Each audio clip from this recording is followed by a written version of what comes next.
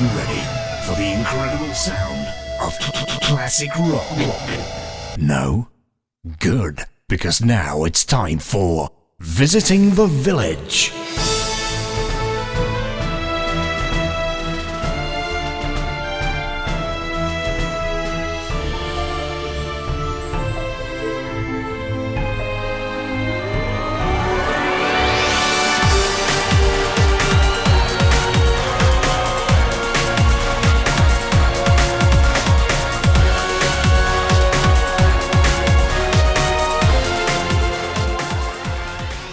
Welcome to Visiting the Village. I'm Paul Kilduff-Taylor, and with me this week, back from hiatus, is the irradiated Ian Hardingham. Yes, hello Mr. Paul Kilduff-Taylor. I am back, and I sound different to the other guy, and I'm ready to write a post-mortem on my development so far. We'll get into that at the end. Let's get out of this dungeon. It's the top story. According to the VP of Product Strategy at mobile game publisher Tilting Point, 80% of the top free-to-play games require no real skill to progress. The games are designed in order to trick players to thinking that they're becoming more skilled at the game when really they're on a carefully crafted roller coaster, and any progress is instead just a factor of time and money invested. Ian Hardingham, is he overstating this issue? No, I don't think he's overstating this issue, and I actually think this is a really massive deal. Not just because, this is the first time it's come out or anything, or that this is a sudden change in the industry, but reading this article, really hearing, the most honest, candid description of how so many of these free-to-play games are just experiences that are designed to make you feel like you're getting better, instead of experiences where you actually do get better.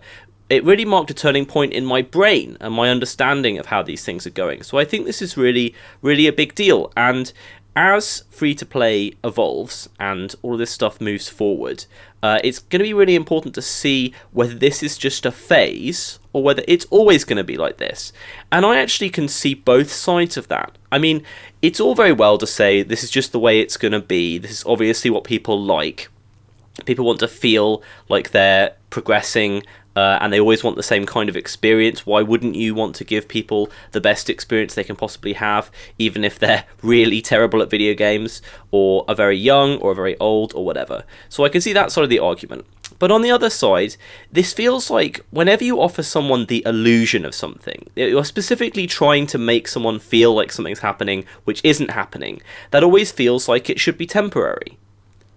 Okay, there's some interesting stuff to go into here. So, firstly, this guy, I'm not sure how well justified this is, and unfortunately the article doesn't go into that much detail, but if you look at the infographic of skill-based and illusion of skill games, that seems to me to be a bit crude. I'm sure there are games on there that you can definitely argue have virtually no skill or a negligible skill element, like Candy Crush, I'm sure, is one of those games. But things like Clash of Clans in some of the PvP, I don't know enough about it to just completely immediately agree with this. You know, it's saying that, just categorizing that as an illusion of skill game. I think the balance of skill and luck and money, sort of pay-to-win stuff in these games is actually quite subtle, and a lot of the devs of them have experimented with different balances. So I feel there's some nuance to this conversation that might be being missed out here. Having said that, I don't know about the research, so I could be completely wrong. It could be, very justifiable. The other thing here is what you just said about the kind of inevitable transience of fakery, I guess. I feel like that's not really true. I mean, if you look at gambling and things like fruit machines and things like bingo, these things have a very long-lasting, kind of almost eternal human quality to them. And I don't really think that you can really say with any certainty that this kind of game is going to shift away from it. Yeah, I can understand that. I still think that they're kind of using the language of progression in video games as part of the reward here, which might be the thing which is transient. I agree. Gambling, etc., shows that humans have a insatiable desire to be lied to about various different things. But a lot of these games kind of try to quite so it seems to me quite specifically mimic the progression of older skill-based games. But I can definitely get on board with that. I mean, a lot of the most successful games of this type are much more simple, simple gambling-esque stuff that doesn't have the sheer volume of effort put into the fakery. Again, a lot of these games are just designed to make you feel like you're playing a game as deep as, Metal Gear Solid 5, for instance, but kind of push you along that progression sort of basically linearly. And I mean, it's funny to bring up that game because, that again asks the question, what is skill-based versus not skill-based? Right. Because most games have that illusion to a much greater extent than you would like anyway. I mean, if you look at the original XCOM, I think the current XCOM as well, all the systems are kind of designed to make you feel this way. So I definitely have a lot of time for the idea that this isn't like specific to these evil free-to-play mobile games, but is existing in all games to a certain extent. Right, yeah, and that's a good point. So I think we probably both agreed that there's some level of nuance here, and also sort of some overlap with the kind of experiences that you're getting outside these. So I think we're fine on that. I mean, one of the things that I do wonder about is the evolution of these games. Like, it just seems like you need these subtly different permutations all the time. Like Puzzle and Dragons, for example, would only have come after kind of Candy Crush, I guess, in the scope of things, because it's sort of there's a bit more to it than just Candy Crush. Similarly, the Kim Kardashian game, which is one of these games that I personally think is a lot more interesting, because a lot of that is based around you wanting to progress in the world and you wanting to experience more of the fun, the writing, the weird stuff that happens. So that's kind of an evolution. So I do think that these games are kind of evolving towards, I guess, more interesting content, even if they're not structurally evolving. I definitely agree with that. I think the question really is to what extent people actually want freedom. Because I feel to me freedom is the key here, not as much as skill-based. Yeah. Freedom from a linear path that the developer is imposing on you. And I think that a lot of players do want that, and that players will certainly get more. They'll as they get more and more exposed to these games, the game makers will have to keep up in terms of creating illusion in different ways that people don't notice. Now, the other part of this, and this is really an interesting part of this article that talks about this, he says that skill-based games are a much bigger trend in China, and he basically says that's because the mobile platform is used by both hardcore gamers and casual gamers. The hardcore gamers are better represented in this space, whereas I guess the implication here is in the West, they're much more likely to be playing on PCs or consoles, so they're worse represented. And I think that maybe that's the key point. There are just it's important not to try and merge these two things. There are just a huge number of people who just want to play casual games and are nothing like core gamers, and it's just important not to confuse the two. I think that really the part of this which made me sort of sit up and take notice most was when this guy was criticizing studios for making games that they want to play. And I think it's really interesting to examine that. He said, time and again, I come to free-to-play studios and they're making games that they want to play, and that's just wrong, because their audience are not like them, and it's so important to understand that. Yeah, I mean, there's some really interesting stuff here, though, because there are stats that show that people play games on whatever platform they have available to them if they're hardcore players. So they will play phone games at the point where they don't have access to their console, and they might play PC games at the point, when they have time to do it. So there is this crossover audience as well as the unique to mobile casual game audience.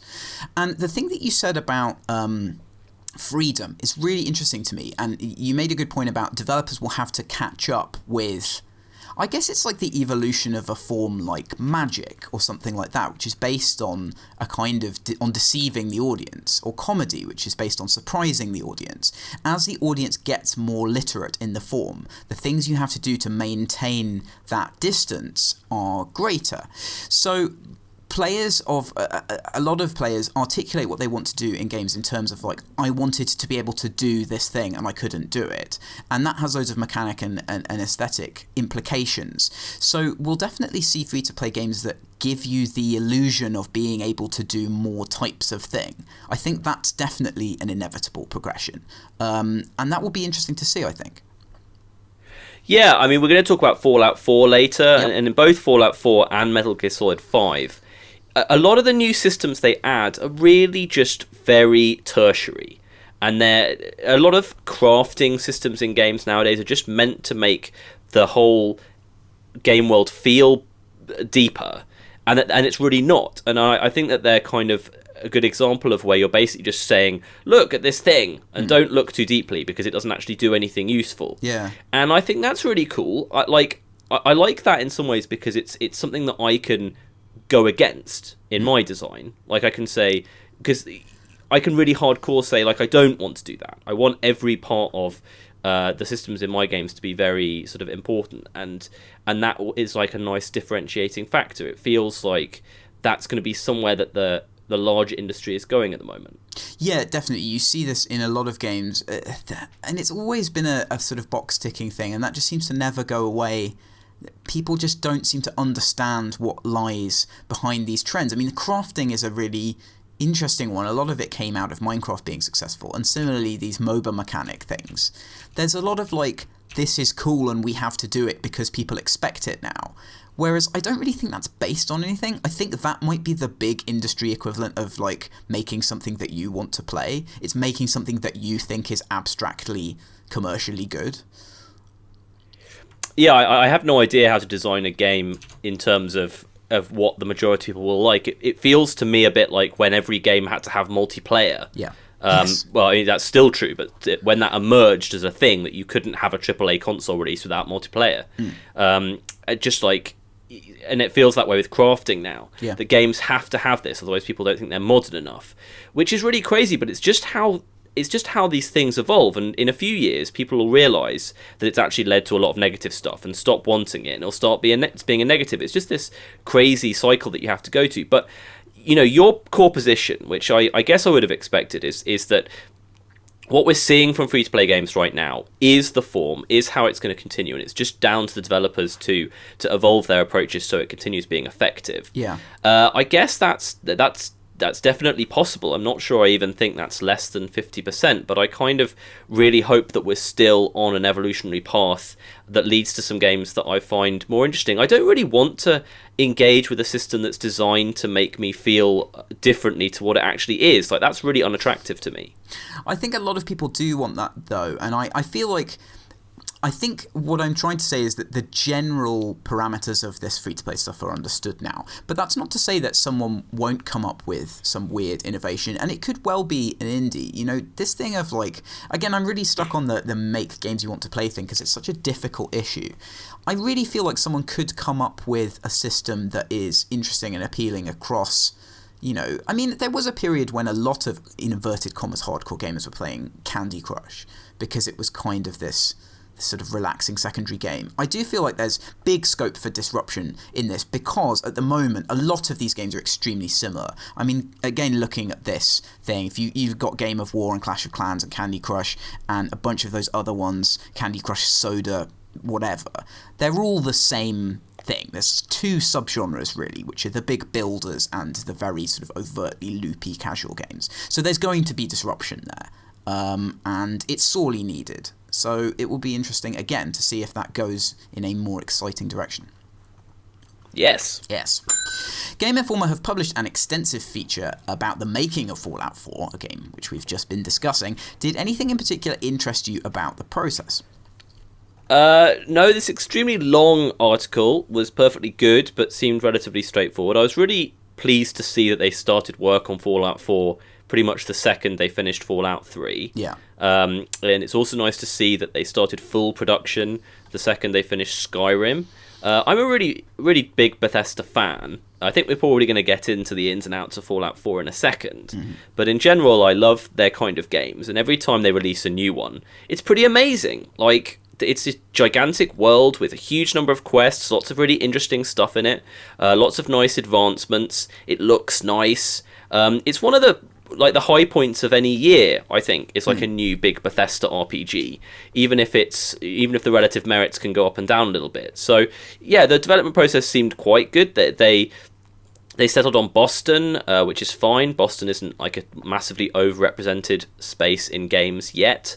They talked about how they compressed and screwed around with real-life geography and how it was much more important to make a good video game level than it was to be faithful to what the actual geography is like. And my answer to that is good. Let's keep doing things like that. It's really intelligent. Yeah. What did you think about this? Some really interesting stuff for me. The first one is what you just mentioned, the fact that they spend so long now in these games looking at the setting. I think that's so critical, and I feel like with some of the older games, particularly Oblivion, they kind of got the setting a bit wrong and it didn't quite do the right thing. Whereas with Skyrim, I felt like they started to nail down something that's more distinctive. They weren't trying to just make like the best fantasy world. They were going, hey, it would be interesting to have one of these games set in this kind of place. And to me, that's much more exciting. And I'm really pleased that that forms the basis of their development. The other thing was that interests me, the other thing you talked about was they spend this time blocking out the level really early on, the big map, and then they walk around and see how long it takes to walk from one place to another. And that's really cool to me. Like, that really feels a lot like some of the kind of more indie dev approach where you prototype some stuff early and you really get the feel for it early on. And that, again, sounds exciting. Maybe this approach will lead them to improve some of the things about their games which aren't as good. And then finally, you've got this thing that they took all the gunplay from Destiny, which is the worst idea I've ever heard in the history of game development. Destiny's gunplay is quite divisive at best, and sometimes extremely bad. So having that as your main focus, I think, is quite horrifying. Yeah, I was surprised by that, to take such a massive part of the game and take that cue from a different game, even if it's the guys who made Halo made Destiny. Obviously, it's a fine place to look for it in general, but I was a bit surprised by that. We can start shifting onto my experiences of playing the game, because I played the game for an hour or two last night, had quite a good time. They've changed VATS so that it's now slowing down time rather than pausing time, which I'm really upset about, having played it. It's really unrelaxing, and it makes it more into kind of a rhythm action thing almost. Oh, no. And I'm sure I can get used to it, but I'm not particularly on board with it. That's terrible. I've heard a lot of people talking about how it's not much of an advancement, and that I'm completely fine with. Like, I don't need the next Bethesda big game to be much of an advancement at all, because these games are pretty amazing, and it is kind of all about the content, and I like the systems in general. The thing that strikes me most about it is, we've talked at length before on this here podcast about how different Fallout 3 and Fallout New Vegas are. Yeah. And Fallout 4 could not be any more of a sequel to Fallout 3. It's exactly like Fallout 3 in tone. Fallout New Vegas was a much darker, sort of more open-ended experience, and I have to say, definitely by far my favourite of the two. Fallout 3, and as far as I can tell this early on in Fallout 4, it's a much more sanitised environment, and it's more of a traditional feeling game. Even though it's as open as you think it is, it still kind of feels more traditional and more linear. I'm really excited to keep playing it. I really do think it's a step backwards from New Vegas, though. Okay, interesting. Yeah, a lot of people have been saying this. A lot of people say, because I've not played New Vegas properly, I've only very briefly played it. A lot of people have said it really spoils Fallout 4 if you play New Vegas first and then immediately switch to it. So that kind of backs me up on that, but I may still do that, as I'm not prepared to buy a game. How buggy did you find it, by the way? I haven't found any particular bugs so far, actually, okay. But I mean, again, I've only played for 2 hours, so... Yeah, okay. So it seems also that Alec Mir on RPS was saying that it has the issue that the other games have, where the main quest is presented to you as this incredibly pressing thing, and this is something we've talked about a lot. Is that a problem that can be solved, or not? Oh, I definitely think you can solve that problem. Okay. And I mean, just to be clear, the main quest line in Fallout 4 is that someone stole your infant child. Right. And and actually they managed to find one that was more pressing than Oblivion gates turning up everywhere. So it's really tough to go off and spend like 3 days building a house, which is one of the things they offer you to do, when your infant child is supposedly being taken across the radioactive wasteland. Oh my god. So yeah, I definitely think you can solve that problem in general, but just by not having something, as obviously time sensitive as that. Like, I think that I'm not saying it's particularly easy or even particularly generalizable to solve it, but you could definitely come up with a situation where you're in more obvious control narratively of how the thing progresses rather than just being obviously mechanically in control. That can be fixed by story, and the thing is that nobody's ever tried to do that in one of these games. Even in The Witcher, which is sort of much more overtly an open-ended game than a Bethesda game, the story is still like, oh, I'm trying to track down this person and they were just seen in this other village. And it's just like, there must be some reason that I don't know about why everything's done that. Is it because the writers are so keen that their story is the prominent story in the game, that it has good narrative structure, that it has good pacing, that they want to do stuff like that?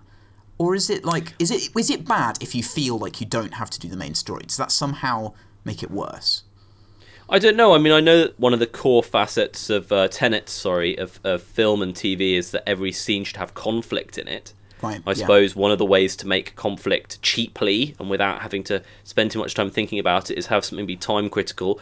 Also, I mean, the vast majority of things that happen in action and thriller films are time sensitive, and a lot of what games key on is doing things like that. If you want to have a lot of drama, it just does tend to be something that's time sensitive. So, but for me, I don't have a problem with the internal bits of individual missions on the main quest line being this kind of, feeling time critical but not.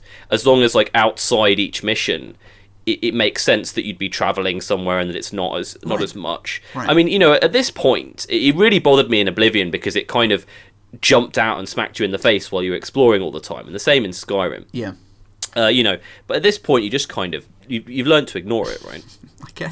I guess so, but I just, how much I want narrative to be consistent with what the player's actually doing. That functions so much better for me in that I can relax. I don't have to constantly be sort of ignoring something. And I can tell, people who... I think Alec Mir is quite similar to me in how he considers single-player games. So it's sort of interesting to see him having that problem again. Yeah, anything else to say about this before we move on? That sounds really worrying to me, and it was the thing that differentiated Fallout. It meant that I completed Fallout 3, and I haven't completed any of the other Bethesda games. Is it really bad? I'll keep you updated. It's fairly bad, and it's kind of it involves you having to press a lot of buttons very quickly. But just before we leave this, I will say that I'm really enjoying playing it on the Vita as part of remote play. Oh yeah. There's something about doing that I actually find more comfortable than playing it on the TV. They are not using the rear touchscreen for any major controller stuff, which is great. They've actually done something much more intelligent than I've ever seen before with it.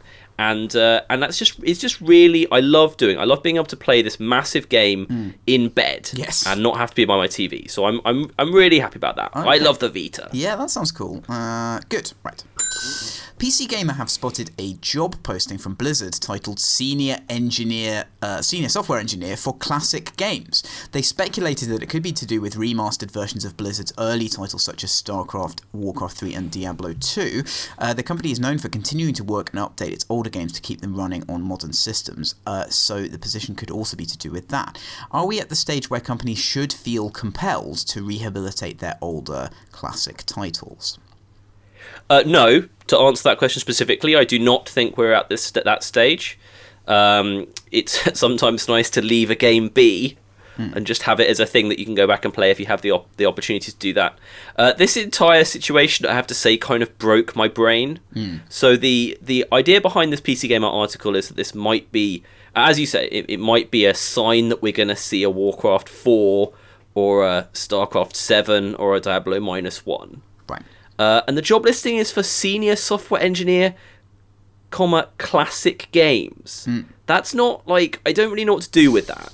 I mean, that's obviously not something that you'd have on your CV necessarily. What does Classic Games mean? Yeah. And then the things that they say, the responsibilities of this position are completely bizarre. Make gameplay first again on modern operating systems.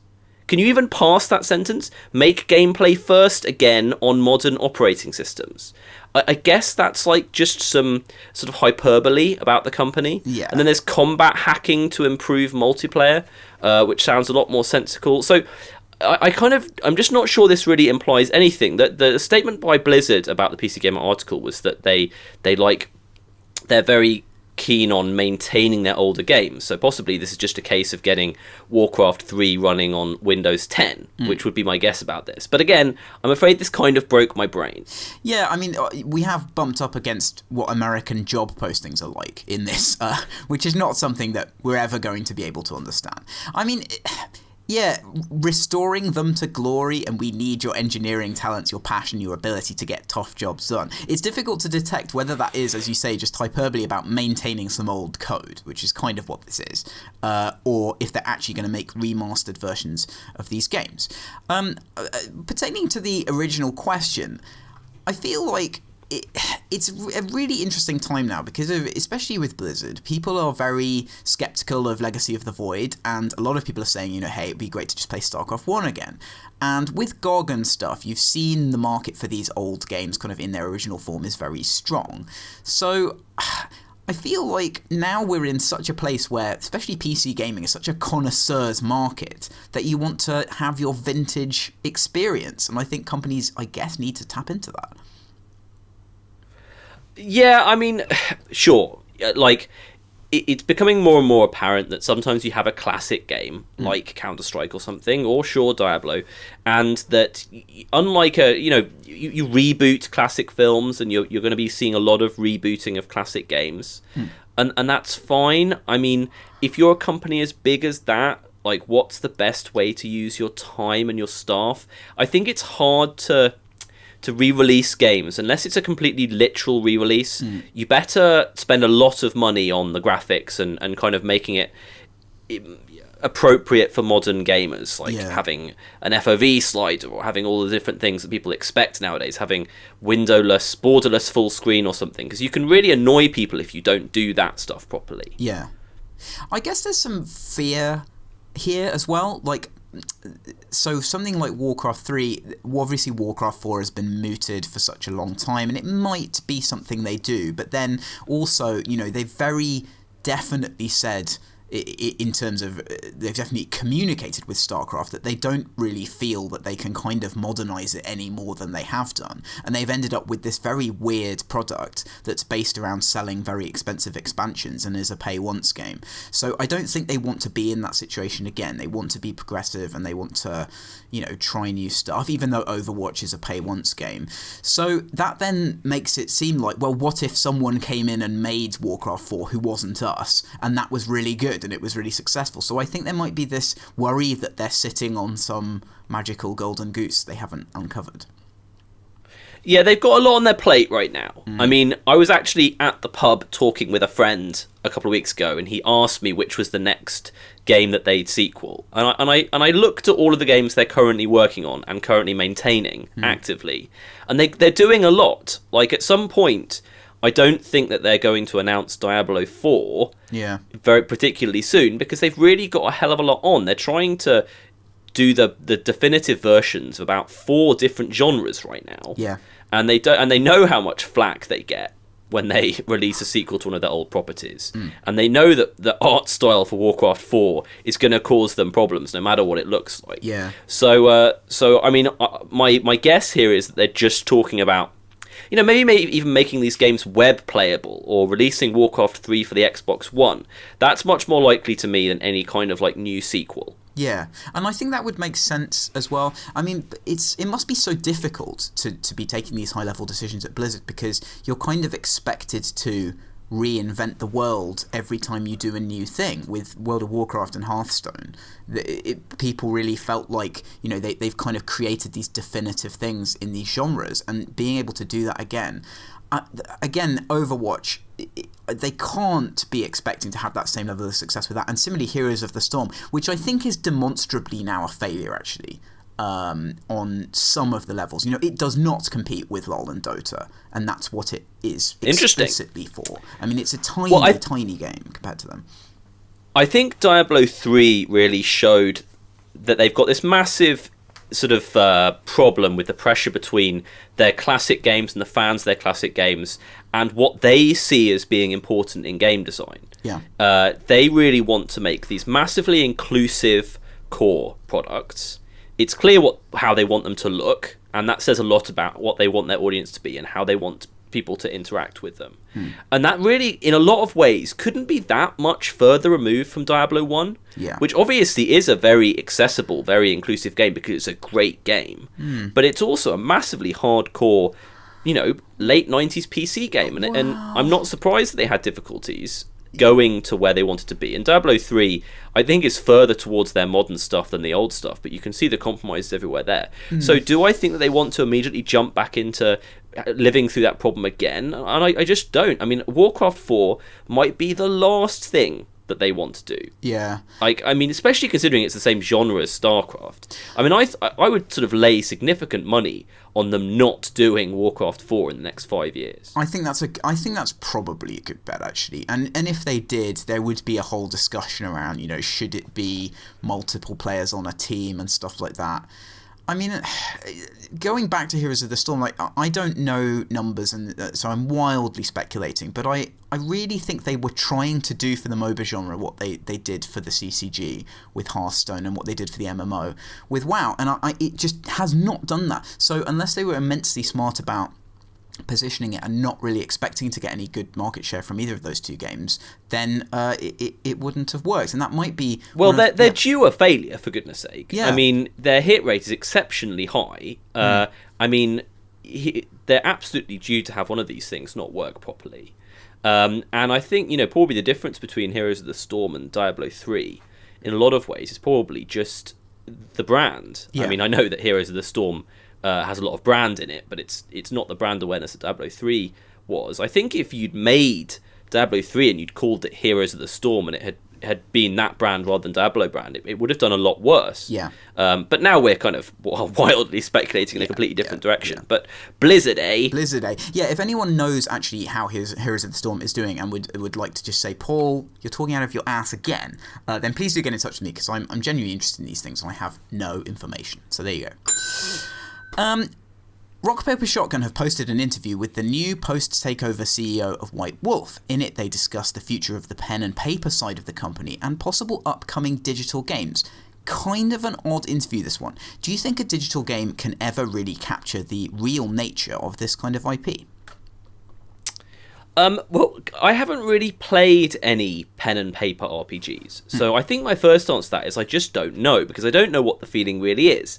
If the feeling is about going into a room with your mates and pretending to be someone else for 4 hours, then no, I don't think a digital game can do that. I think digital games, I really think that they're generally doing a different thing. I mean, sure, I don't want like the sort of the very specific crew to come in and say, well, you could have a digital game that enabled this kind of thing. I don't mean like a computer that enables you to role play better in the same room. I think there's something basically fundamentally different about doing something with a bunch of people in the same place. Yeah. And even the most multiplayer of games. So I think I'll just say no. I don't think a digital game can make you feel that way. Yeah. And that also makes me wonder about kind of what you do with this IP, which is what a lot of people have talked about. I mean, Bloodlines, I think, is an interesting point to start from, because they definitely managed to get... I have played Vampire in a pen and paper or tabletop setting, and they managed to capture a lot of the lore of Vampire and make you feel like you're part of that world. A big part of Vampire is all the different houses and the different clans, and how they sort of relate to each other in the world of vampire politics. And any game of Vampire, you know, normally heavily incorporates that because it's the coolest thing about the world. And Bloodlines had that. So I think a lot of it is about selecting like what is good about the lore and then using that in some way to craft the game around. And it's just something, the fact that it's only been done well once, I think is very telling. Yeah, I agree with you. This is a weird interview. It is a weird interview. And we talked when the news originally broke about what Paradox would be doing with this kind of thing. And I'm getting more of a feeling now, from what I'm reading here, that this is a sort of a speculative profiting with some upside play for Paradox. They're kind of thinking, okay, this on its own is a profitable company that we'd be happy to invest some of the massive amounts of money we have. And, you know, it's got some nice upside there in that we might make a White Wolf version of Crusader Kings or something. That's what it sounds like to me right now. Yeah, that makes a lot of sense. And I'm pleased that it sort of looks like it's probably a reasonably healthy company, although there's a few references to the small size of that market. I mean, I don't know about who is still playing these games in this day and age. I guess that there is a good group of people who do that, and that's awesome. Yeah, I suppose it is quite handy to have this enormous selection of a couple of very well-known IPs, but then just like really interesting, already established world bibles for a load of other things that will perhaps draw in some more fans. I mean, they mentioned stuff like Wraith, which is a really obscure White Wolf game. That must be quite cool if you're a publisher and you have a load of development studios, and one of the things you worry about is like whether they'll have cool lore or not. You can just say, hey, make a Wraith game. That seems like a great, again, upside play. Yeah, but on the negative side of this, it reminds me very much of when Rebellion bought 2000 AD. And I think it kind of sounds better as a prospect. Oh, we're going to have all this great IP that we can have access to, than it ends up being. Because, you know, we all know that the best video games come from, you know, some kind of passionate singular vision, at least to start with. And they don't generally come from combining game ideas with IPs. You know, it happens an awful lot in Hollywood when someone comes up with a script and someone says this script is okay, but it's only going to sell well if it's got this IP on it. And it happens a lot, and it sometimes leads to good movies. Most of the time leads to sort of average movies. And I don't think that's the kind of games that like the die-hard Paradox fans really want to see. I mean, they'd love if a very talented studio was so excited about making a vampire version of Crusader Kings, because that would be amazing. Yeah. But the thing that tends to lead to that is someone being very excited about making that and then working very hard to get hold of the IP, not a company having the IP and then it happening that someone gets very excited about it. It's not that that's impossible. That just doesn't tend to happen. So I don't think that this is much more likely to lead to amazing White Wolf games. I think it's likely to lead to quite a few more competent ones than we were going to see. Well, I have a rebuttal there, because I think there's an issue with IP that a lot of people don't really understand licensing, and they feel like it's going to be too expensive or whatever. And now you're already seeing devs contact Paradox and say, can I make a vampire game? Because I love vampire. So they have a route to doing that now with Paradox, who are a very accessible company. You can just talk to them. Yeah. That's a good point. I mean, hopefully that'll work. You know, we've seen Games Workshop do what amounts to a fire sale of their IP. I wonder how protective Paradox will be. I mean, they obviously have extremely good instincts when it comes to signing games and signing companies. Maybe that exact process that you've described will lead to a new era of this working, and then maybe that'll lead to a massive rush on people trying to buy old IP as publishers, because, you know, maybe Devolver or whatever will want to do that as well. So that would be really interesting. That would be really interesting. I've just thought of a weird side point to close off this section, which is that when you mention Rebellion buying 2000 AD, of course, one of the things that they wanted to do was make movies, and Rebellion have always wanted to make movies, and that paid off for them with the Judge Dredd movie. However, if you look at these properties, they own Vampire the Masquerade. They do not own vampires. So anyone can make a vampire movie, and it's not something that they could immediately... I don't think there would be really any additional value, especially because stuff like Underworld is so clearly heavily influenced by Vampire the Masquerade. I don't think they've got any value there. So if they wanted to go into the movie business, I think they'd have to make a Shapeshifter movie, which would be amazing. Yes. Well, yeah, I mean, I would be worried if Paradox announces a bunch of films now. I always get worried when companies try and step way outside their comfort zone. Obviously, it can work. I mean, I don't know what value... it doesn't feel like Vampire the Masquerade has enough brand value to make a film successful. So I agree with that, I guess. Maybe a TV series. That'd be good. Despite the new online modes in GTA 5, modders continue to work on their own multiplayer modes for the game, and for some reason Take-Two are not happy about this. According to a statement made on Reddit by one of the modders, the publisher allegedly sent over a pair of private investigators to discuss how they should, quote, cease their activities with regards to Grand Theft Auto. What's going on here? I honestly don't know. Yeah. Okay, so I love the idea of having someone knock on your door and tell you to cease your activities with regards to Grand Theft Auto. That's a great thing to be told what to do. It sort of... I think this is probably a lie. Yeah.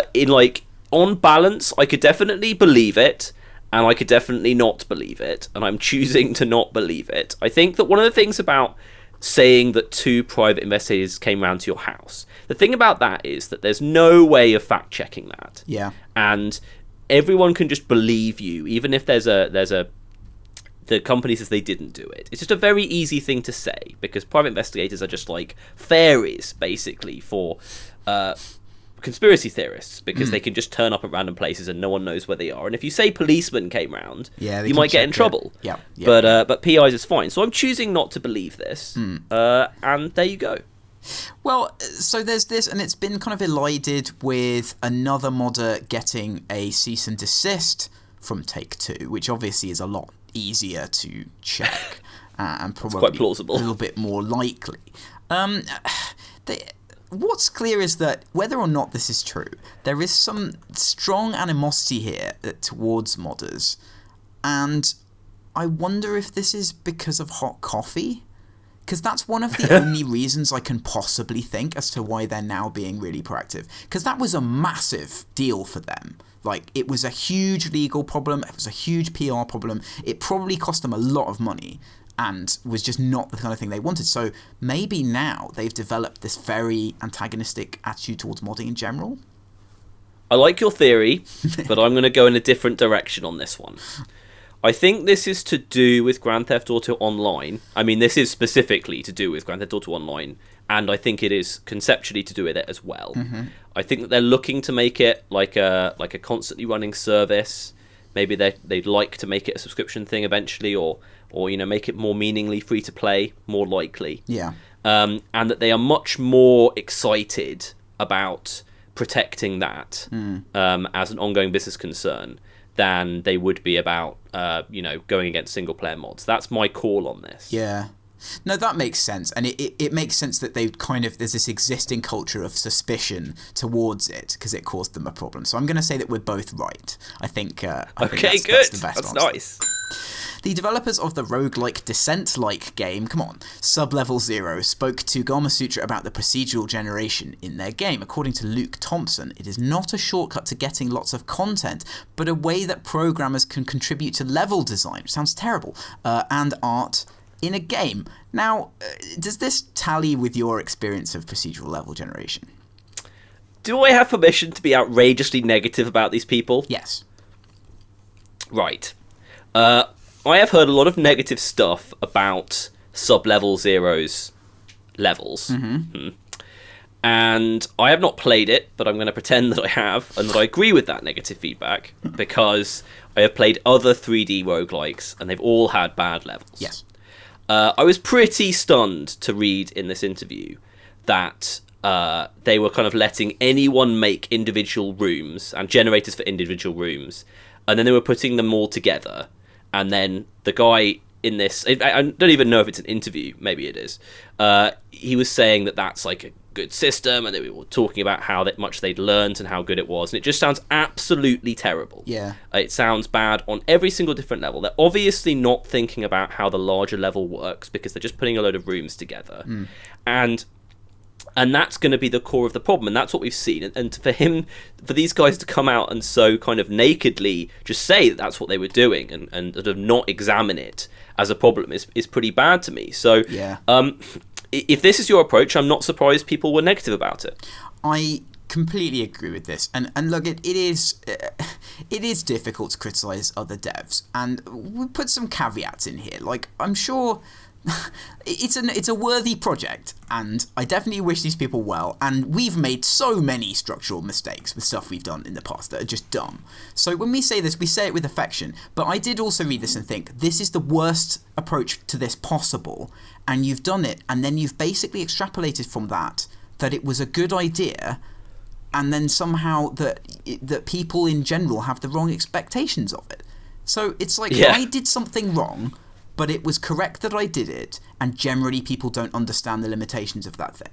That's a really... You need to examine that thought process. Welcome to Fallacy 101, people. Big time. Again, you've done this, I've done this, every dev does it. It doesn't make you a bad person. I'm not going to shout at you, but honestly, like, if that's your logic. So the problem here is it's really this expectation that good content can kind of magically come out of an arbitrary system that you've decided. And I think that's a really bad programmer. Like, that's the worst thing that a programmer can think when they're doing content-related game stuff. It might be true, it very rarely is, and it always needs iteration, and it always needs looking at in combination. How do the things fit together? And here you've got a very literal situation where blocks are fitting together, and it was never conceptualized overall. Yeah, this is almost like a sort of an ironic article about how not to design a generative system. Not once did they talk about what makes a good descent level. Yeah. Like, they not once did... I would have loved to read an analysis about what makes an environment in descent good, about why the 6 degrees of freedom lead to certain things being important, that kind of thing. Yeah. I didn't get to read about anything to do with that, and that's what you've got to understand. I mean, we've been harping on this forever. Of course, the first thing people think with generation is that they don't have to have a bunch of level designers, and that the computer will do a lot of work for them. And it eventually will do a lot of work for you, but the amount of time I spent making the Frozen Synapse level generator make really good levels was huge, and it only ended up being, and I have to say I'm very proud of it, I think it's really, really good.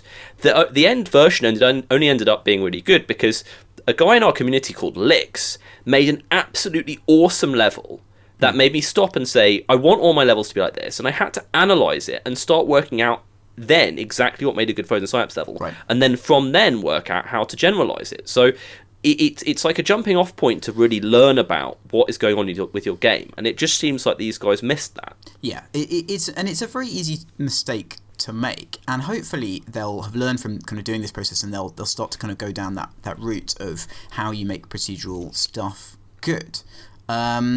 Yeah, but very difficult to see people. I guess the thing that makes you most annoyed generally is when you see people making mistakes that are kind of like mistakes that you've avoided or that you've made in the past. That sort of is a good way of generating that sort of slightly irrational developer anger. But there you go. Activision are creating a movie and TV studio pertinent called Activision Blizzard Studios. The first project will be a Skylanders TV series, obvious, although the company also hopes to quickly turn Call of Duty into a movie and possibly a TV franchise. Producer Jimmy's question is, what took them so long? Well, I don't know what took them so long. They were too busy counting their money. I'm really, really unconvinced by a Call of Duty film. And I know that sounds like a really obvious thing to say. But it's like, what would a good Call of Duty movie look like? Because I don't actually think that what a good one would be a massive budget Michael Bay action film. Like, what's the best like, you feel like a film of Call of Duty should somehow capture what it's like to play that game. You know? And I'm not about to say some funny thing about, you know, not washing for a week and eating Cheetos for a lot or something. I just mean, like, it's not going to be making a sort of a semi-ironic action film based on a game series which non-ironically tries to emulate a film series is not going to turn out well. Like, just stop doing that right now. Don't make a Michael Bay film based on Call of Duty. That'd be very profitable, I'm sure, but, like, make something different. I want to see a very literal recreation of the experience of what it's like. So it's just a guy, like, trying to draw enemies out into a big empty area and then killing them one by one and then dying. Have to do it again. That would be amazing. Yeah, bunny hopping everywhere. Right. Yeah, that would be really good. Like, it's just, and it's never mentioned. It's never referred to as a game. That's just what the fighting is like. And then in between that, you have really overly serious, massively overwritten, sort of gratuitous, cartoonishly violent torture sequences. yeah, it is difficult to know. I mean, I guess like they're just sort of, I don't really know, because again, it's like it's a war movie. It's the vampire problem again. They don't own war, and also, as you say, their series just borrows very heavily from film anyway. The Skylanders TV series is a no-brainer. It'll either work or it won't work. Great thing to do. That's probably the main reason they did this, to be honest. We were just talking about this. Publishers moving into other media, I guess, is a thing now. And also, I suppose TV distribution is so different now that it's so much less of a punt. Like, you can just know who the distributors are going to be quite early on and then get your weird game IP series on there. So I guess this makes sense. I'm going to pivot completely from this topic now, because you reminded me of something in Fallout 4 when you said the word war. The theme of the intro, like, section and cutscenes for Fallout 4 is war never changes. It's completely bizarre because it's not a war game. Yes. And it's a game in which war involves people being frozen inside a vault underground and then the entire world being bombed by nuclear weapons, which would feel like a different kind of war, i.e. it would feel a bit like war had changed. So I hope you think about that when you see the completely ridiculous opening part of Fallout 4. Yes, that doesn't seem like a war also changes quite a lot, generally. So, yeah. Allegedly, a Japanese games company arranged the kidnapping of the younger sister of a developer in the 90s in order to stop them from collaborating with Nintendo. The claim is made in John Szczepaniak's book, and I want a gold medal for my pronunciation of his name, The Untold History of Japanese Game Developers, Volume 2. Apparently, the developer then went on to smash up one of the company's arcade machines in front of their HQ to show that he wasn't easily dissuaded. Have we buried gaming's disreputable past? This is the most baffling gaming story we have ever covered on this podcast by a good distance.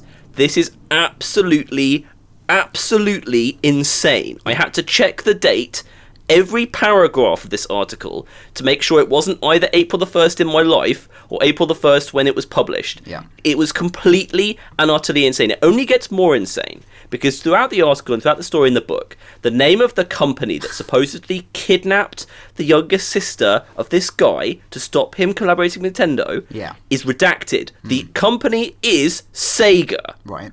This is a story about Sega kidnapping a child to stop someone from working with Nintendo. Right. This is this is a crazy made-up story, surely. And then this guy's response to having his sister kidnapped was to hire a crane, hire someone else to drive the crane to the front of Sega's HQ and drop a Sega arcade machine in front of their front door.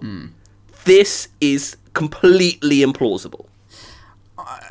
Yeah, I mean, I guess that there have always been links to organised crime with gaming. I mean, you remember the famous dumping of the pinball tables by the New York mayor into the bay, because a lot of it was associated, and arcades, of course, were kind of rampant hubs. I think a lot of arcades were kind of mafia-owned, Yakuza-owned places.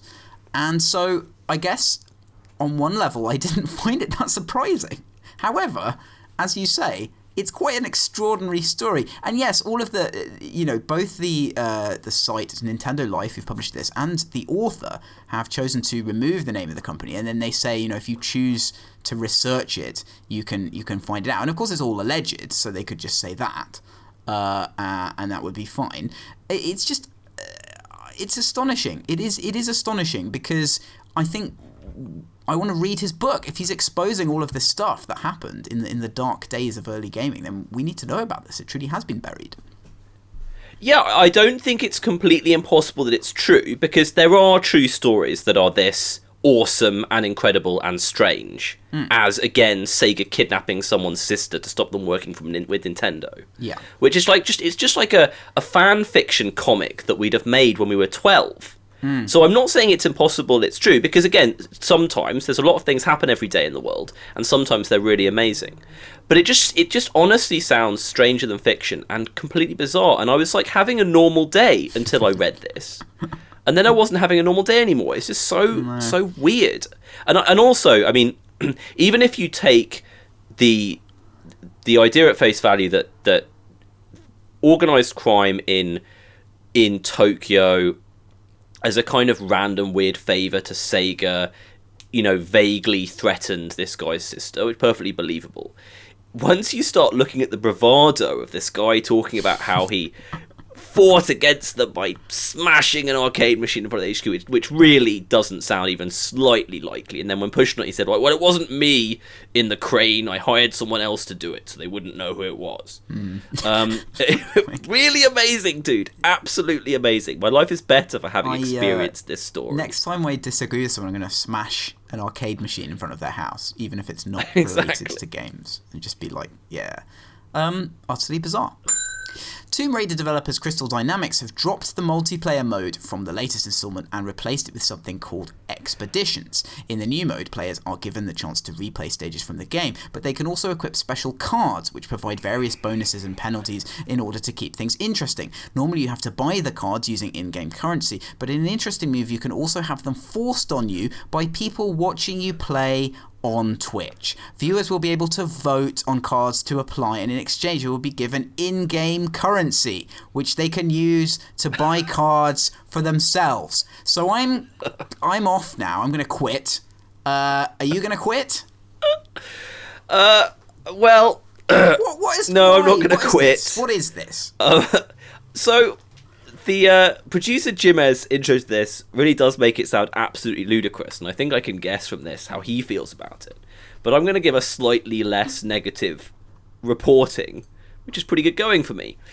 So basically, someone decided that Twitch Plays, the amazing phenomenon which had a bunch of Twitch users finish Pokemon or something, was a cool idea, and that some released game should have some way in which Twitch users could interact with the game. And this is all exclusive to Xbox One, which has a Twitch client or something, and it has an SDK that allows games to be communicated with via what's happening with Twitch, which is okay. I think if we're going to talk about this in any kind of sane way, I don't know if you've recovered yet, the most interesting part of this is that you get experience, like in-game currency, for watching the game on Twitch. So if you're a player and you watch someone else play Tomb Raider, you will get in-game currency as a reward for that. Shall we discuss that side of this? Sure, why not? I think that's just a kind of weird misunderstanding of how Twitch works. Like, I don't think that relationship particularly makes sense. I think it's better if you give the streamer things that they can give to people, perhaps. Maybe the streamer can give people in-game currency, but I don't think that, I just don't understand why that's going to work on any kind of meaningful scale. Are you going to sit there with their stream open in the background so you get loads of coins? I mean, possibly. It seems so weird to me. It seems like this really weird, overly corporate, over-designed garbage to me. Yeah, when you're tired of playing Tomb Raider, you can half play Tomb Raider by being forced to go and watch it somewhere else. Yeah. I agree with all of that. Yeah. I think it's a fine thing to try. It's a fairly, in some ways, it's a fairly obvious thing to try. But it also doesn't sound particularly good. I think that there's probably something in games allowing you to interact with the Let's Player on Twitch somehow. I like the idea that maybe you'd be playing a game and some random Twitch watcher would be able to do something to your open world game or something. That seems like maybe there's something there as like a very minor side feature. I'm kind of bemused that it's Tomb Raider that did this first. It doesn't seem very Tomb Raider to me. No, but I find this, I think it's kind of ridiculous, but I don't find it uninteresting. I'm glad they're doing something. I think, I could definitely see a game where people in the chat can vote on sort of what boss you have to fight next, or something that is going to provide a specific spectacle. I mean, this thing of you're changing the conditions, I feel like that's not creative enough for it to be interesting to vote on it. And it's also it's weird that it's inspired by Twitch Plays, because it's completely different from Twitch Plays and nothing like the reason that that's good or interesting. So I think something where if it's meaningful to the gameplay and you can make the streamer do something that's funny to watch, then I think it's good. I mean, there's stuff like Scare PewDiePie, of course, that YouTube are launching with YouTube Red. That is sort of, I don't know the extent to which that's going to be interactive, but that seems like a much more intelligent understanding of basically, that particular broadcaster and his viewers and how they interact. So maybe there's better versions of this, I guess. I mean, TV has been trying to do audience interaction for a long time. Yeah. And nothing's ever really come of it. And every time they've tried it, it's been really dumb. So I don't think it's going to go anywhere. Well, I'm downgrading this to kind of going nowhere, really. They just found the one way it works, which is in voting people off shows. That's where it massively works, and pretty much everything else doesn't work. So maybe there's some gaming equivalent. You can vote off. Yeah, you can vote on what face you have in Fallout or something. I'm sure that would be sort of vaguely fun. Yeah, but again, that kind of feels like it feels extra. It feels outside of the stream in some ways. If you have a good API that allows you to get enforced polls, so that the person runs a poll and then they can't change the outcome of the poll, and it can relate to different features in the game, that I think could be really good. And I think people want to be involved. I don't think they want to be sort of bribed with weird shit and then involved in this really tangential way. I think both of those two things miss the mark. Sure. The prototype Sony SNES with a CD drive that people just can't shut up about, that was discovered a few months ago, has been powered on and found to be in a mostly working state. The device is capable of playing SNES games, but the CD drive appears to have been disabled. Is this the greatest tragedy of our age? Probably not. This is a pretty expensive SNES. Yeah. That can just play SNES games and has a CD drive that it isn't working or has been purposely disabled. Yeah, this is still cool. I mean, I think the coolest thing about this, and in fact it was so cool that I slightly questioned its reality, is that the controllers, it's just a SNES controller, but it says Sony PlayStation on the front of it. Right, yeah. Which I think is probably, to me, more valuable than the kind of prototype. It's like a production SNES controller that says Sony PlayStation on the front. That's pretty cool. Yeah. The coolest thing actually about this is if you go to the Eurogamer article, they have got a X-ray of the console, and you can click on it and you can see the UI for the X-ray machine, and on there it's got things like humorous AP lat. For I don't think it has bones technically, but maybe the X-ray machine has identified that it does in some way. But the X-ray looks so cool, and I just want an indie game that has that UI where you X-ray stuff, because that looks amazing. What else about this? Fully on board with all of that. Yeah, it looks pretty funny. It says Super Disc, which is a really good name for something, and everyone should shut up about it now. Good.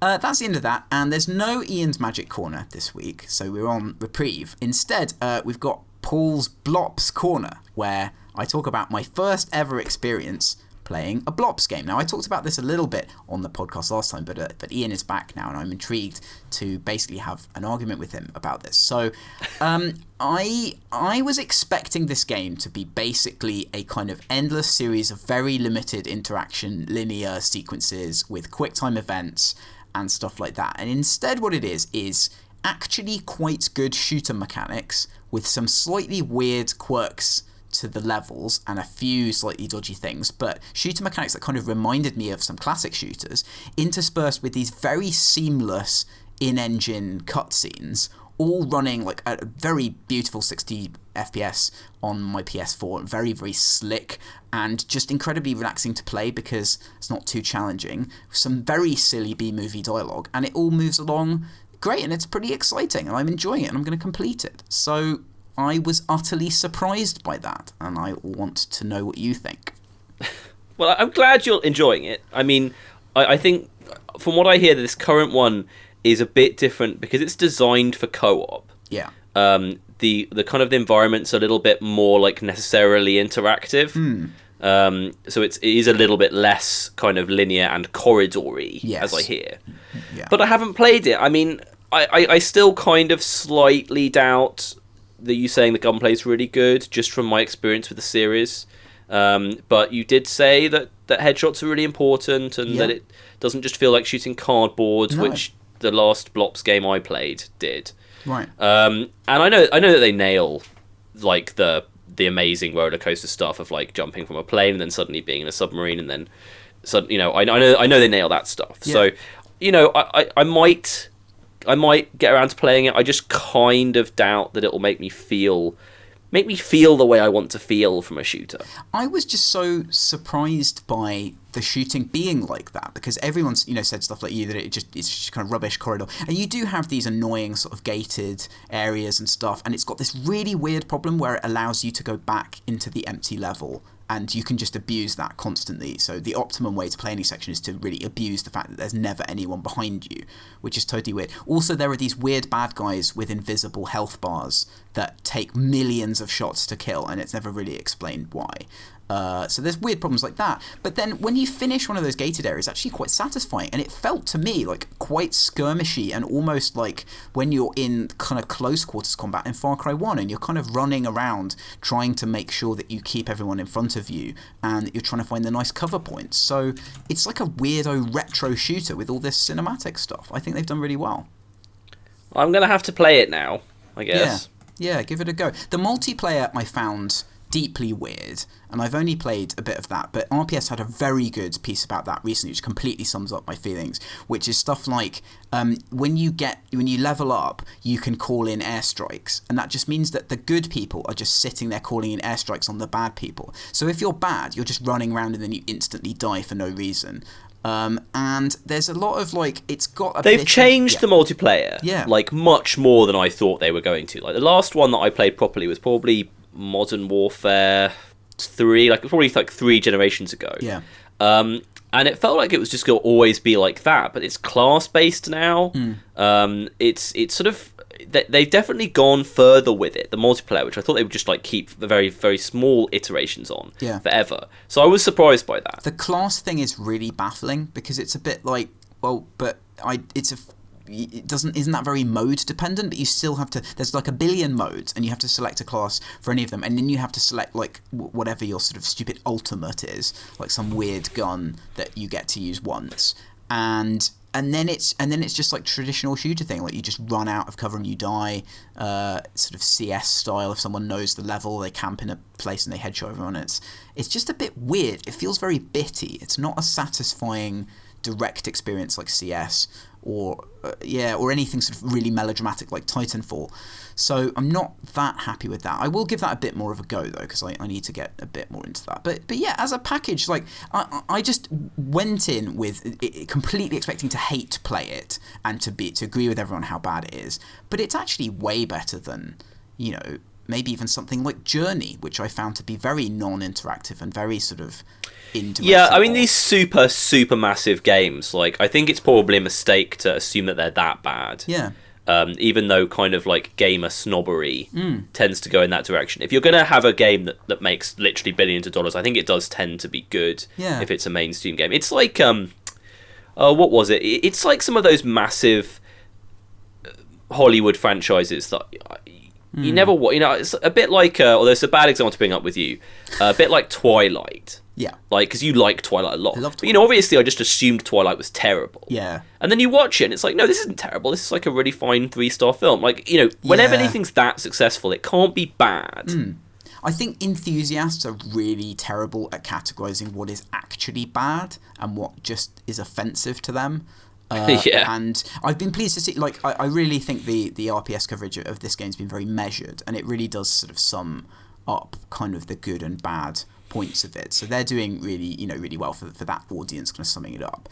But yeah, it's been an interesting experience. I mean, maybe I should play an Assassin's Creed game again, because I got really turned off from those early on because of their sort of clunky AAA nature. And I feel like people have said those have improved a lot. So maybe that's gone in a direction that I'll like. Yeah, I mean, I played a lot of Black Flag. Yeah. 2 years ago now. And I really enjoyed Black Flag, but I'm not sure you're going to get on with them, because I think people are saying that Black Flag was more of the aberration. Okay. But actually, I did have a lot of the same feelings of like, actually, a lot about this is really great in a way that people don't talk about. But yeah, some bits of it are pretty bad. All right. That's the end of that, and now we move on to games that were released this week in 2005, thanks to Eurogamer. And we start with Battleground Europe on the PC. Now, this didn't look particularly interesting to me. I have sadly lost my tab. Oh no, here it is. World War II Online Battleground Europe. So it looks like a kind of Battlefield precursor, I guess. Although this was originally released in 2001, so maybe it is something. No, I don't think this is anything to do with Battlefield. I don't think. No, okay. Cold War we have, which is a sort of Splinter Cell knockoff by a Czech developer called Mindware Studios. And Wikipedia says the game distinguishes itself by adding an item invention system where the player can use seemingly useless objects to create new tools and weapons. So step back Fallout. That's on Xbox and PC. We've got Crime Life Gang Wars on Xbox, PS2 and PC. Do you know anything about that? No, I think I've... Oh, actually, hold on. That might be the really weird-looking cartoony strategy game. Oh, okay. No, it's just... No, it's nothing interesting. Move on. Dr. Mario and Puzzle League on the GBA. Fairly Odd Parents clash with the Anti-World on the GBA, which sadly I think is just some boring Nickelodeon property and not. Stop making up game names, Jimmer. Yeah. Gun on the Xbox, PS2 and PC. That was very widely panned, I believe. Gun. Hold on. Yeah. No. Yes. No. Not what I was thinking. I was thinking about something else. Sorry, I'm really off on this segment. Yes. Gun. Bad. Harry Potter and the Goblet of Fire on Xbox, PS2, GameCube, PC, DS, GBA, PSP, and probably Game & Watch as well if they could have managed to squeeze it on there. Legion Arena on the PC. Now that sounds interesting. That sounds like sometimes you have to go by name and. Okay, it's a Slytherin game, and it's about Romans, so it's a kind of Total War-y sort of RTS, so not as exciting as I thought. Lost in Blue on the DS. I own this game. Yes. Lost in Blue. Yes. It reviewed well, and it's really terribly boring. Sorry. You're forgiven. Mario Superstar Baseball on the GameCube. Have you ever played that? No, I haven't. But something that I might have played. SLAI Steel Lancer Arena International on the PlayStation 2. Sounds great. This is like sort of 1999 week in 2005 It with is. These game titles. The Incredibles Rise of the Underminer in Xbox, PS2, PC, and GBA. Matrix Path of Neo on the Xbox, PS2, and PC. We should talk about that. Let's talk about that then. Because that was their attempt to make a good Matrix game. Yes, it was. I believe it was Shiny who made it. And I have it, and it wasn't very good, unfortunately. It was like almost quite interesting. They had a lot of, I think they had voice acting from the movie actually. That's right, and as in the proper actors. I think there's some lore stuff in it which is like really controversial for fans of the universe. That sort of proves that something happens or something. That's my contribution. Yeah, I don't know about that. I believe it has actual film footage that is only in the game that was recorded especially for it. Yes. Okay. During the filming of the second and third movies. Yeah. It just wasn't good enough. It was almost good, but it wasn't. Yeah, you're right. Written and directed by the Wachowskis and made by Shiny. Yeah. I've seen some footage that's got some good boss battles and stuff with the big Smith head and things, I think. Okay, that's that. The movies on the PC. Now, what I'm waiting for this game to be rehabilitated because it was certainly a very unusual Bullfrog-ish game. I know quite a few. It was Lionhead, I believe, who actually made it. Yes, exactly. Yes. It was there. It was kind of what he did after Black and White. Yes. I think. Yeah. Which I always took as sort of an admission of failure of Black and White, just because I wasn't in a very good mood with Black and White or Peter Molyneux at the time. Yeah. But it was quite good, I think. I think pretty much everyone who we know who used to work at Lionhead worked on the movies. I know Cliff did. And yeah, so if you're kind of a Lionhead alum, you probably ended up working on that game. Yeah, I think it might be one that's worth mining for ideas. I think there's some interesting ideas in there. WWE SmackDown vs. Raw 2006 on the PS2 and Zoo Tycoon on the DS. So, did you have Zoo Tycoon? I think no, I had Zookeeper, the brilliant Match 3 game. That's right. That's enough of that, and now we catapult ourselves into the glorious present with the top 10 UK Steam games, and at number 10, it's Middle-earth Shadow of Mordor Game of the Year edition, because that's 66% off. Number 9 is Football Manager 2016. Number 8 is Counter-Strike Go. Number 7 is Rocket League. Number 6 is The Witcher Registered Trademark 3 Wild Hunt at 30% off. Number 5 is Devil May Cry with the Devil May Cry Complete Pack. You might assume that was on sale, but apparently it's not. Number 4 I am assuming that is on sale and that Jimmer forgot. That's more likely. Number 4 is Call of Duty Registered Trademark Black Ops 3, a game that we've talked about a lot. Number 3 is Fallout 4 Season Pass. Number 2 is Grand Theft Auto 5 at 33% off. And number 1 is Fallout 4. This is a very boring week in the Steam Top 10, so we shall move on to your listener questions. And Alexander Burke writes, I'm playing Fallout 4 right now, and it made me wonder, what is the least creepy baby portrayed in a game? Very good question. I know what it's not. It's not that baby with wings that flies around in that weird David Bowie game. It's not that. What is... Oh. Yes. Now what about you? I'm going to stall for 10 minutes to remember what that game was called now, because it was great. Yeah. Yeah. Something project. Yes. That Nomads, the something Nomads, project. that's right. Good. Yes. I don't know. As someone who has a baby, or at least recently had a baby, I find it... I just want them not to be in games. Like, I was playing Fallout 4 with the child, and I was just like, oh, what are you going to do now? No, go away. I like baby animals in games. Alex Connolly writes, Redeemer or BFG, ASMD shock rifle or railgun, boxers or briefs. So I'm going to go with BFG, ASMD shock rifle, and boxers. It's definitely the shock rifle. This is tough. I know. Thanks, Alex Connolly. This is great. It's definitely boxers. That's the easy one. Yep. Probably the Redeemer. Like, the BFG is more iconic, but actually was kind of weird and green. Yeah, it was. The Redeemer allowed you to see through its camera while you were controlling it, which was awesome. Yeah. The shock rifle's great because it has the secondary fire thing where you have to detonate the slow thing with the fast thing. But the railgun's also great, but I'm going to go with the shock rifle. All right. There you go. Sander Van Drag asked, when will Master Wong be announced for Smash Brothers? And Master Wong is a Wing Chun professional, and I think that this is just a very straightforward, dull troll question. So I'm going to say he's not. More seriously, do you have plans to add Frozen Football to Frozen Cortex? Now, he makes reference to your live-action football game, which you designed to be played at Game City this year, which was an enormous success with fans and football players alike. Do you want to make a Frozen Football mod? I'm afraid I don't. Right. But thank you to all who were on some level involved with what I did in Nottingham. That was great. Yes. And let's move on quickly. Hoaxfish says, would you ever make a tie-in with Disney's Frozen? And the answer is yes, if it was a simultaneous Yes, turn-based if they allowed me to make a simultaneous turn-based game based on the characters from Disney's Frozen, Yes. and allowed me to call it Frozen, I would definitely do that. Binster asked, what's the tallest robot? And the answer is Rob, the Nintendo Entertainment System robot. Andy80 asked, as a Steam-related question, streaming or gaming on Windows tablets, ? Is Cortex Prime playable on Surface and Co? Prime What? is, Cortex is not, and probably won't be. Streaming or gaming on Windows tablets, I've never tried it. I don't think anyone should.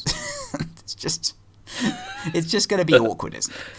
No one should do that. Julius Howe asks, please calculate the best console based on a weight to performance ratio. An excellent question. I'm going to go with the Game Gear. Well, hold on. I'm gonna be silly now and be literal with his question. If he wants the best console based on weight to performance ratio. He does, yes. So you'd assume that the best would be a higher number. So that would be the most heavy and worst performance.